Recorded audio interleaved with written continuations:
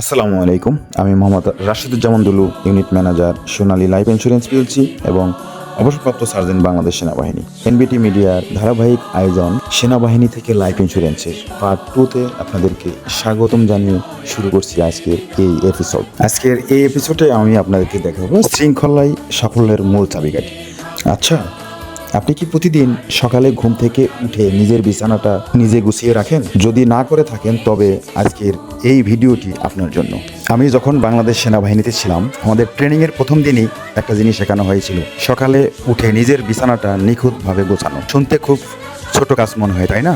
কিন্তু এর পিছনে একটা গভীর মহত্ব আছে। আপনি দিনের প্রথম কাজটা যখন আপনি সফলভাবে শেষ করবেন, তখন আপনার মস্তিষ্ক পরের বড় কাজটি করার জন্য দারুণ এক আত্মবিশ্বাস পেয়ে যায়। আপনার জীবন বা আপনার কেরিয়ারে যে কোনো জায়গায় সফল হতে হলে এই ছোট ছোট শৃঙ্খলাই আপনাকে সবার চেয়ে এগিয়ে রাখবে। এই ছোট ছোট শৃঙ্খলাগুলোই আপনাকে আত্মবিশ্বাসী করে তুলবে। মনে রাখবেন, বড় বড় যুদ্ধ জেতার আগে ছোট ছোট অভ্যাসগুলোকে জয় করতে হয়। আপনার সকালটা কেমন শৃঙ্খলার সাথে শুরু হয় কমেন্টে জানান। আর আপনার জীবন গড়ার এমন ছোট ছোট টিপস পেতে এনবিটি মিডিয়া ফলো দিয়ে সাথে থাকুন। ধন্যবাদ। আল্লাহ হাফেজ। আসসালামু আলাইকুম।